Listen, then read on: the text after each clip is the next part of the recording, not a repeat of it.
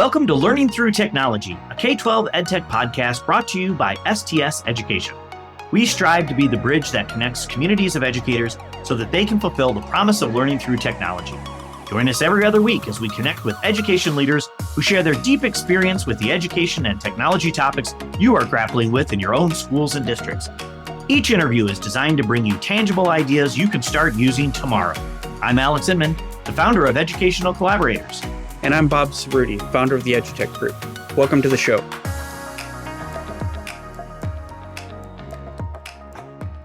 Welcome, everyone. Today's episode is going to be a little different than our others. Our guest today needs no introduction as he is my co-host. The Robin to my Batman, the Ed McMahon to my Johnny Carson, the Garfunkel with no hair. Taking a little too far there on this, Alex to my Simon.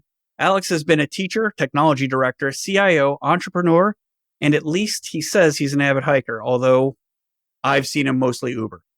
His work has received honors as Computer World Laureate, IBM Top Innovator, and the National School Board Association named him one of their 20 to watch in 2012. I can't say welcome to the show, but I can say welcome to the guest chair, my co-host, Alex Inman. I will add, Alex, you're a fairly decent guy, I must say, too. Okay, where's that from, Alex? We'll get the pop reference right out. I believe you are referring to Ed Grimley, played by Martin Short. Totally right, Alex. Totally right. So, Alex, normally we have a little talk about our guest. So you sit quietly while I talk about you, okay? Okay. Right, that'll work, huh? That'll work. You're the talker, I'm not. So, Alex, I'm going to ask you this before we get into your story, which is pretty compelling. Alex has shared some of these stories with me as we've traveled together in different schools or different companies. So you'll have to forgive me, Alex. I'm not used to running the show. I'm more the passenger here and you're the driver. So at times I'm going to cover my eyes and you're going to grab the wheel, okay? Deal. So, Alex, tell me a bit how you go from Marquette to being a technology director. And yes, I know, go Marquette. It's basketball season. Yeah, I was going to say, nice drop of that top 25 basketball team. I got to say top 25 because they keep sliding. They do slide a little bit. So anyway, tell us a bit about your story. How did you become tech director? So when I went to college, there was no such thing as tech directors, right? Schools didn't have tech directors. There weren't degrees in educational technology. Schools used technology, but back then I'm not sure it was even a laser disc. I think we're talking just VHS. And oh, well, that's okay, because I was thinking it was stone tablet. So, okay, we're good. And great overhead projectors. So I actually went to college to create educational films and television. So I studied broadcast technology, or broadcast electronic communication was the name of the degree program. And then also secondary education and communication studies. And I had the practice exam for like English and couple other topics. But the only reason I was getting a teaching degree was because I wanted to make film and television. So I graduated in 96. In 93, the internet went public. I think that's right. And so when the internet went public and we saw this crazy thing called the World Wide Web, which we actually referred to it as the World Wide Web back then, I became enamored with the possibility of doing what we do now, right? Which is we take content and we personalize the content for the student's needs. Well, that wasn't really possible then, but I saw that as being possible in the early days of the internet. And I became a little disenchanted with television and film because they were linear medium. Each was a linear medium. And I wanted something that was more nonlinear and more dynamic and more focused on students. But nobody was doing that. There was no job to have after college. So I got offered this part of the story. I think I've told on previous episodes. Part of my degree program in communication studies, I had to do a practicum of a debate coach. And so I was coaching debate at the school and they liked me and they wanted to hire me as their debate coach. They really had no other job for me. And I said, I can teach English. I can teach a little bit of computers. I could certainly teach speech. And they said, do you do computers? And so I knew he couldn't really interpret that answer, but yes, I said, sure, absolutely, I can do computers. I hadn't had a networking class in my life, Bob. I had no idea what the OSI model was, how to do networking, different layers, none of that. Didn't know any of that. Learned it all on the job because they made me their tech director. I had no idea what I was doing, but I knew it was a way that I at least continue to stay connected to how technology could meet differentiated learning styles. And I've kind of made a career out of that. You know what has struck me is I've heard parts of that before. Alex, you and I go back a few years and we've spent some time in airports and at dinners and stuff. So we know a bit about each other, of course. But what I took out of that is, and I don't think I ever knew how you got from a degree at Marquette to tech director. We laugh and joke and play it out every time we do one of these. One of us is an engineer, one of us is a communications major, and it doesn't take much to figure out which is which. But I didn't know that piece about the World Wide Web and interactive education. And it turns out, Alex, you're a visionary. Like, who knew? Usually that's my job to, put you in your place. But really, that is something stark. That's a differentiator. And it opens up my eyes to how you got to where you are today. And 25 years ago, you saw this path to here, and just the rest of the world is catching up. Yeah, well, later, if we talk about entrepreneurship, you'll also see that being ahead of your time is not always good for business.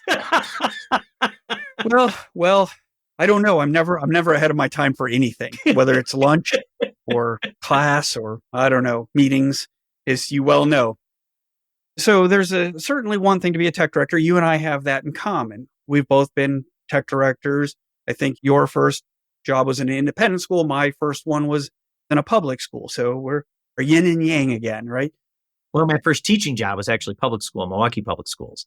So I had big district experience. But my first, coordinator job was in a Catholic school. And the first tech director, was in independent private school. They don't let you be tech director until you know what the OSI model is. Until then, you're just a coordinator. So there's a whole leap that goes from tech director at a school to founding and growing a company like Educational Collaborators. So first, what gives you the idea of Educational Collaborators? So I was doing some work with IBM Global Services as a subject matter expert. So I was a tech director at a school this time at Whitfield School in St. Louis. And I was working there, and IBM Global Services was doing some consulting work in the education space. And they have like a large pool of subject matter experts. And those are the people who are doing the job, and they bring you in to sort of be a credibility chip and somebody to speak about the topic. But most of the work is actually done by their big, super brain, mega experienced people who command ridiculously large salaries. And I was in this meeting with probably about like 6 people from IBM Global Services, and they were amazing, amazing people. And then they brought in 3 subject matter experts, myself on technology, a superintendent, and then a curriculum director, a social studies curriculum director. And so we were talking with a new school. A school didn't even exist. Like, they were building the school from scratch. And we're talking about them about the program and everything. And one of the things that I always learned from a great principal and did when I learning walks and want to see how our programs are doing, one of the things I learned from this principal is always look at the kids' eyes. Where they're looking will tell you what's really happening in the class. If they're engaged in their work, you'll see that. If they're not paying attention, you'll see that. If they're looking past the teacher, you'll see that. Just look at the eyes and make that part of your third-party learning walk assessment. And so I'm sitting in this meeting and I'm thinking, where are the eyes? And I look at the customer, and the customer was always looking in engaged ways at the subject matter experts. Now, at the end of the table and around this table are some super experts, right? Like decades of experience in large and medium districts and innovative districts, authors of books and all that kind of stuff. And when I looked at the eyes of the client, when a lot of the big experts talked, it's almost as if they dismissed them. Like, yeah, I read your blog, I'm done. I want to know how this happens where the rubber hits the road. And you could see that intensity in the client's eyes during this meeting. And later that day, my son was at a therapy at a school, and I was sitting in the hallway and I was reading Tom Friedman's The World is Flat. And he talks about alternative labor markets at one point in this book. He's talking about JetBlue and how they used like technology to empower alternative labor markets. So they were using a voice over IP system to get grandmas and grandpas. Yeah, they were to be call center people, right? That was the first implementation of it. Yeah, retirees became their call center, right? And so now you have all these talented people who don't want a full-time job. They don't want a job. What they want to do is work when they want to work and not work when they not want to work. And they want that flexibility. And so when the call came in, it rang all over the country. And if you wanted to get paid, you pick up that phone fast. And if you didn't have to worry about it. You didn't have to even check out. It was just sort of like there. And so that technology empowered a very talented labor market to work when they otherwise wouldn't work, to do what they wanted to do. And so I was like, that's really cool. And then I was thinking, I had thought, I like this consulting that I'm doing for IBM Global Services, but I never want to leave my school. The reason I don't want to leave my school is because, one, I love it. I really, really love working at the school. And the other thing was, I don't want to become one of those old and dusties that people roll their eyes at. And so I said, I'd love to consult, but it would take like 6 of me in order to be able to do the job of one consultant. And I read that chapter and I'm like, oh my God. How about I find 6 of me to be one consultant? And so over a Thanksgiving break, I stood up a Linux server, like an online Linux server for like $30, got some open source software to open source collaboration software, and called 5 of my friends and said, hey, all of you keep your day jobs. And then the 6 of us will work together as one consultant to go meet schools' needs. And what was cool is that, one, it worked. But the other part was, all of these people were my friends, right? Like if I had a question, I would call them. But if I felt like I had a pretty good idea of what I was doing, I didn't bother them. What didn't dawn on me is, just because I don't call them doesn't mean that they don't have an idea that's spectacularly better than how I'm doing it.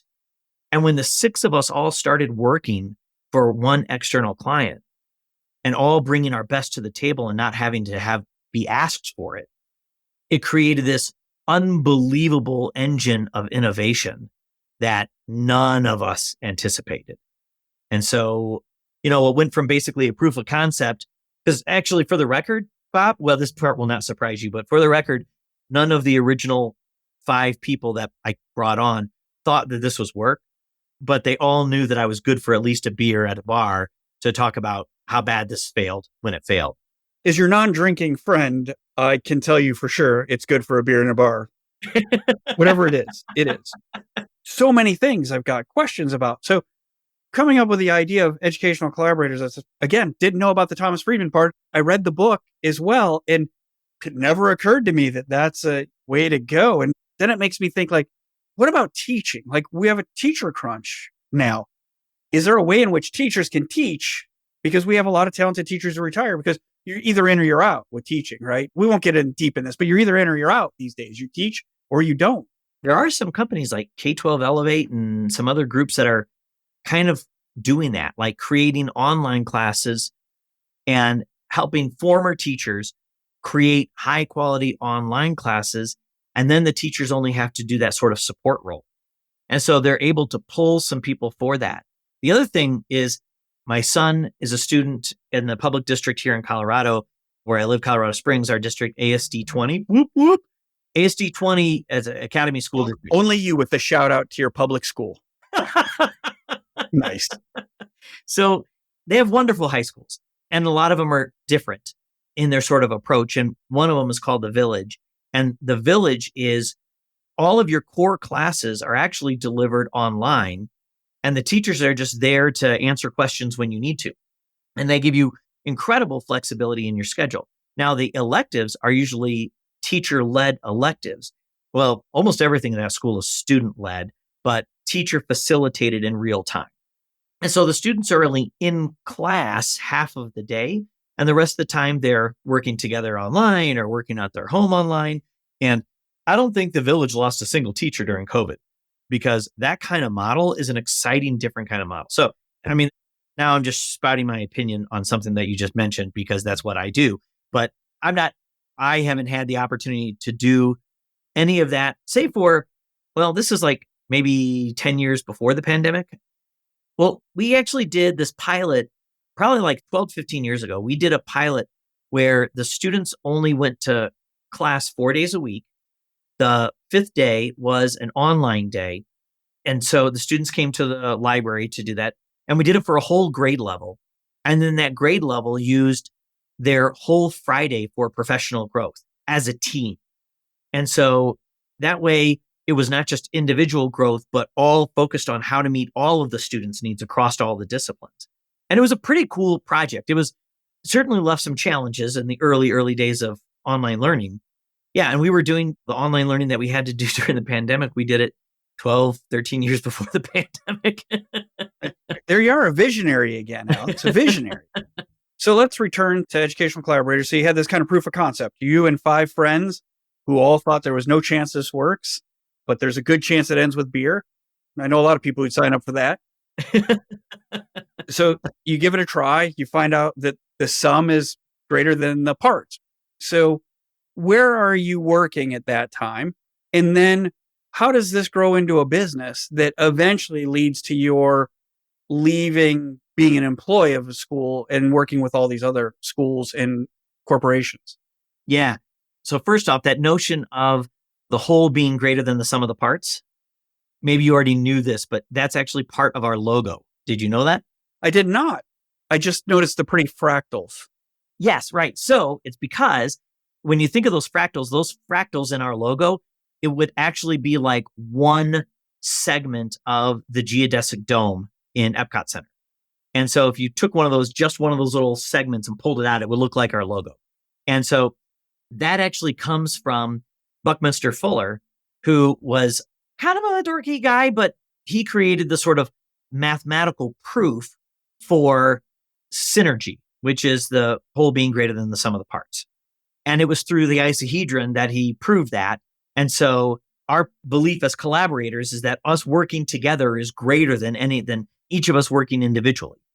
And so we used the segment of the geodesic dome as our logo to kind of as an homage to the guy who created the mathematical proof of synergy. So how do we build the company? And what leads you to decide it's time to dedicate full time to that? One of those founding collaborators was the tech director at the University of Chicago Lab School, Kurt Leinig. And he's a brilliant guy. A lot of schools across the country still use everyday math, or sometimes referred to as Chicago math. He was the kindergarten teacher on the team that built everyday math. So he's a legend in curriculum design. He's a legend in technology design. He never accepts this designation, but he's my mentor. He just wouldn't officially accept the job, but I was like some sidekick that just hung around learning from him until then. He was one of our original 6 collaborators. And when he saw the content that we were creating for that third party, he said, I need to know right now, what is the rule with regards to us taking the content we designed third party and bringing it back to our own schools? Do I have to pay for it? Do I got to buy it? Do I have to hire you guys to go and do this? What do I got to do? Because this that we just created, I need that at my school. And so we quickly created a policy that said, though you could not claim something as your own that came from the company or sell it on your own, you could bring it back and use it at your own school for no charge. You just had to attribute Educational Collaborators, and that was it. And so what that did is that then created this powerful flywheel of innovation. You got talented people working for a third-party client, making something even better, bringing it back to their own schools, making it better at their own schools, then contributing on a team to bring something better to a client school, bringing it back, et cetera, et cetera, et cetera. And we saw that, and we saw, okay, this could actually start working. And so I tried to get us more opportunities to work. The challenge is I was a full-time tech director with a pretty busy team. And so sales have to happen during the day. School sales have to happen during the day. Well, I couldn't do sales during the day because I was working during the day. And the consulting we could do evenings, weekends, online, asynchronously, but not sales. Sales is a very synchronous activity. And so I found a co-founder, Mike Manning, who had come from IBM, and I hired him from IBM, not global services, but from more of the education team. And then he became my co-founder, and he managed sales for the better part of a decade. And so came in and ran sales first as himself, and then we started to bring in a couple extra people to do our sales. And then my job migrated from being one of the chief consultants to one of the people who was coordinating the consultants. And I needed to get some money to bring in this guy from IBM. So I started to look for funders, right? And the reality was very hard to find. I didn't know what I was doing. My head of school, which is the private school version of a superintendent, calls me in, and I had asked him if I could start this company. told him that I wouldn't let it interrupt with my job. And I said, hopefully it'll actually make me better at my job, which it certainly did. He calls me and he says, hey, do you need money for your company? And I'm like, yeah, I don't know that you should fund me though. Like, that just doesn't feel right. And he goes, no. He says, I'm in this investment group. He says, first off, I don't have the money to do this anyways. But he says, I got a friend who might. This is best part. His friend got money by winning 9th place in the World Series of Poker. So the only person who would take a gamble on me as an entrepreneur is a guy who literally is a professional gambler. Does he feel to this day that the payoff was worth it? He once told me, he said, this is not my most successful investment, but it's strong. It's been a good investment for me, but it's my favorite investment because I don't get to make the kind of direct change in the world with any of my other investments as much as I do with Educational Collaborators. And that just made me feel awesome. Are you seeking high quality, highly engaging, and low cost professional growth? Explore critical education topics at the Collaborator Conversations Conference powered by Educational Collaborators. This innovative virtual conference features powerful short keynotes followed by engaging conversations among you, the participants, to create one of the most impactful professional growth experiences you've ever attended. Join us February 23rd and 24th for only $50. Register today at bit.ly/collaboratorconversations. So, Alex, now I understand how you started the company, how you have grown it and its application to schools. And I know all of your work revolves around schools. But when we first met, one of the things that struck me was all of the big Fortune 500 companies that you've worked with, that Educational Collaborators is the trainer of choice or the partner of choice for some of these things. How do you end up with HP and Lenovo and Google and Microsoft? And I mean, literally the who's who of tech. Yeah. So a lot of that credit goes to Mike Manning, my co-founder. So having worked at IBM, he was working regularly with a lot of the big boys. And so actually at the time, IBM had the easiest partner onboarding program I have ever experienced. It was awesome. Basically, it was a form that I had to fill out. And once I filled out that form, we were able to leverage the relationships that he had at IBM to get ourselves into that education team. And then start to say, well, hey, if your customers need help, we're in your books. We're a partner. And so that continued when IBM sold the Lenovo, the PC division to Lenovo. And so all of the people that we worked with moved over to Lenovo and we continued that partnership there. And then when we had that, there were other resellers who were interested. After Lenovo was interested, well, HP became interested. When Google started their PD program, there were originally only 6 partners. Now there's like 1.5 billion, but there were really originally only 6. And we competed for that and got in as one of the original 6 partners. And we've been a Microsoft partner for just about a decade now.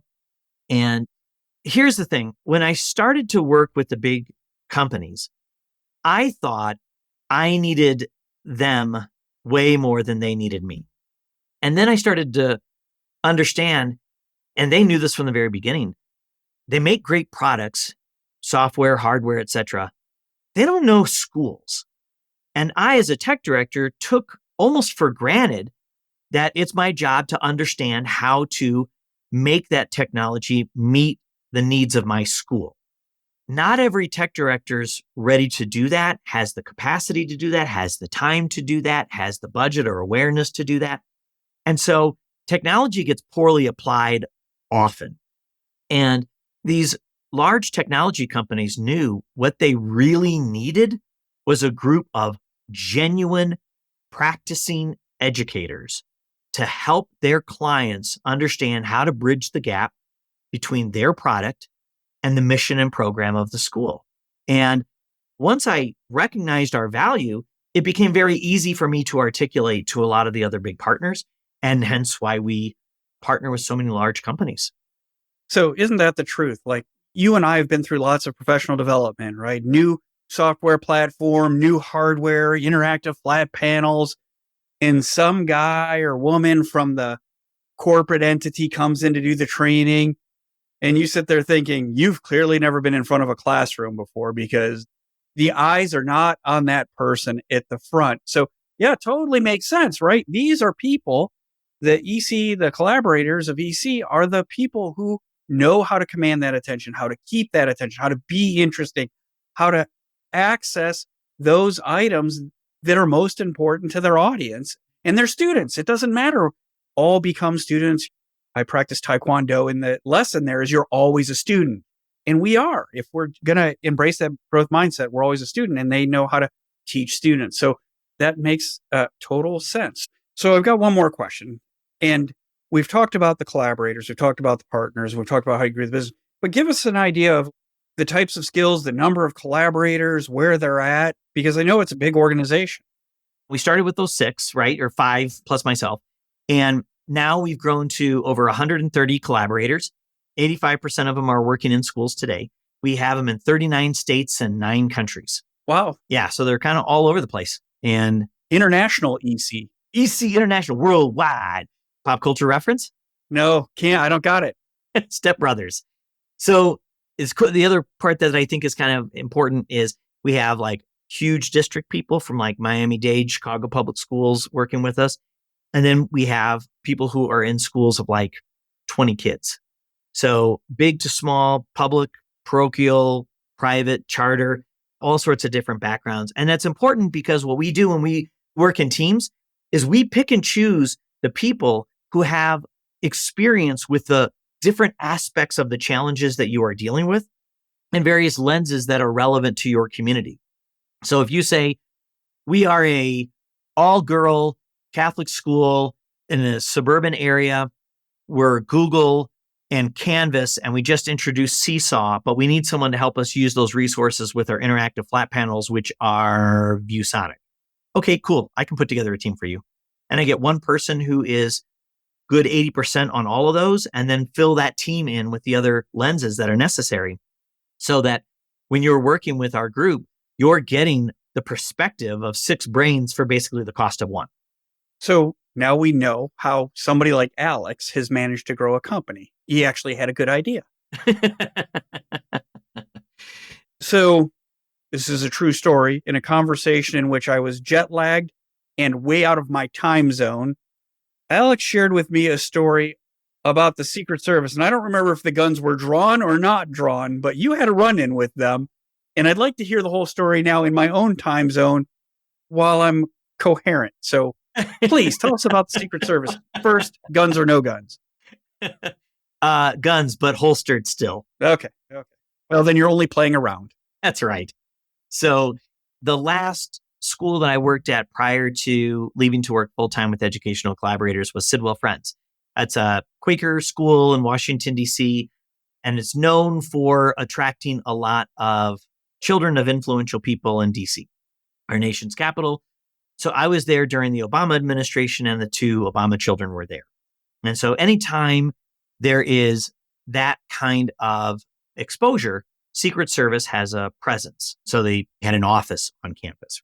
And that's not a surprise to anyone, because one of the things that I always find very funny about Secret Service is they have cars like other organizations, and their cars say Secret Service. And so it's not very secret when your car says Secret Service.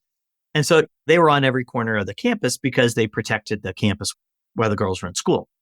And so they had an office because they have a team of people who were there. And we were doing a wiring project, moving our head end from one building into a newer building. And all of the wires went through that old building where the old main head end MDF was.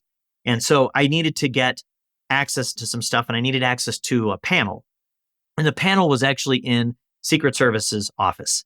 And so I knocked, nobody was there. I asked on the radio if anyone knew where anyone was. They had that direct access to us. We didn't have that kind of direct access to them. So I had a lot of stuff to do. So I'm like, those 4-digit punch code keypads on their door. And I was like, wait, does this result in a felony that we're recording? I don't want to be a part of that. You can't get caught for breaking and entering on your own campus. I think the guys with the guns would disagree. There are some people who might disagree with this, but I punched in a code. It didn't work. I thought, and I punched in a different code that I thought might work. And well, let's just say it worked. And I opened the door. Was it Michelle Obama's birthday? Was that the code? It was not, and I'm totally not saying any more about the code. Okay, go ahead. It wasn't 1, 2, 3, 4. Got it. Amazing. That's my luggage combination. Bob? Spaceballs. Gotcha. There you go. All right. So I open up the door and a freaking alarm goes off. Now, I'm supposed to know if they put alarms on any of the systems in our facility, but they did not tell me. And so an alarm goes off. So then people are running to the Secret Service office. It's not very good. I'm on the radio trying to tell people, don't let me get shot. This is me. It's Alex. I broke into the office. I needed to check a wiring closet. And people come running. They were not happy. And I was advised not to do that. But I was given a direct number that I could call if I needed in there. So I did get that. But God, hopefully I'm the only tech director who's been chased down by the Secret Service. Well, if I had to pick of all the tech directors in the world, you'd be the one that I would pick. So that's how dedicated our Alex Inman is that he was chasing the ones and zeros and he wasn't going to let the Secret Service stop him. I don't think that says about you what you hope it would say about you, Alex, but anything for the infrastructure. anything for the infrastructure. I just learned the OSI model. I got to get it in here. Too many tech director jokes there. So I have a question that's not in here. So anybody who listens to us, both of them, hi again, Mom and Dad. Nice that you go with the water bottle. For those of you listening, Alex lifted his water bottle with the Learning Through Education logo on it, just as I said, those that listen to our podcast. So those that listen to our podcast know that I might give Alex a hard time on occasion. He is easy target. But as we talk, truly, like your descriptions of interactive tools for education and TV and film and being linear is like, wow, like I was lucky to see email coming. So truly like visionary, like amazing. So I think I want to ask now, 20, 25 years later from the late 90s, when you saw this, is the potential, where do we stand in what you thought it was going to be like? Well, a lot slower than I guess. So far, everything that's happened in EdTech, I don't think any of it was a surprise to me. And actually, I spent most of my career frustrated with how long it takes for things to get adopted in education. And now the older I get, I understand more of the pause for concern and reflection than I did when I was younger. And I think that's kind of true of just sort of anyone in age, right? But I still remain disappointed with the level of resistance that we have in education to change, right? I started my first one-to-one program back in 1999. And I was like, holy cow, like this is a massive game changer. And it is, right? Like when I became a teacher in Teachers College, they teach you that you are basically the conduit for all content to the students. You decide what's in the lesson and what's not. You decide how you're going to structure and organize it. The content part, when I saw one-to-one come about, and I'm like, now every kid with a laptop and the access to the internet has access to more content than the combined content awareness of the entire faculty together. So getting content and organizing content, that's not the job.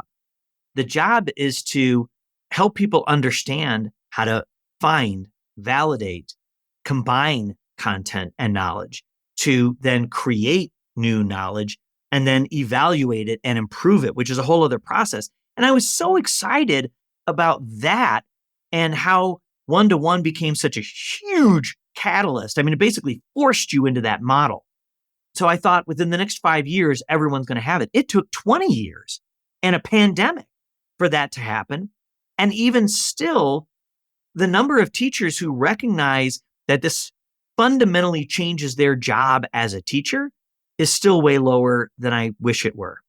And tools like AI, and we've done a couple of fun episodes on that. And I took a biology class called Biology for Non-Majors in a kind of a smaller university in the South. And that class, instead of being called biology, should have been called Breaking Evolution to You Gently. Like, here's something that we know a lot of. We see the scientific value in, but it just kind of feels like we just have to gently help you understand this because it comes at such a violation to your pre-existing values and experience. And I think technology is still treated like that. And we're almost breaking technology to our adults gently, while at the same time, our students, and you've made this point in our previous episodes, our students have already accepted it as water. And so the speed with which we are willing to accept and test technology, I'll be honest, it still disappoints me. I hate to say this, but I agree with you. I did not have that vision. I wasn't even thinking of education. In the late 90s, I was running from education, done with college. Let's get on with real life. And I've been doing this for coming up on 20 years, so I've got a little time in it. The technology is much further along than I thought it would be. Our acceptance and the use of it is much further behind than I could have imagined. So hopefully, with the help from collaborators who are embracing this change, teachers in public and independent schools who are embracing these kind of change, will start to see that ripple that turns into a wave of acceptance and gives us better outcomes for our students. I know I say that as a student who is better at learning in a non-traditional way than those of you who sat at the front of the classroom. Yeah. I usually got sent out of the classroom, but Yeah, that's for a different reason though, Alex. All right, Alex, here we go. The last question, or the most important last question in education. So, who was your favorite teacher? Who inspired you? I knew that because we always ask the question, I assumed that that question was coming. And so I thought about it, but I did not have to think very long to your side of that bet, which you lost. And that is Janie Roper, Mrs. Roper, my ninth grade English teacher in Garden City, Kansas at Kenneth Henderson Middle School. It was a 7 through 9 middle school.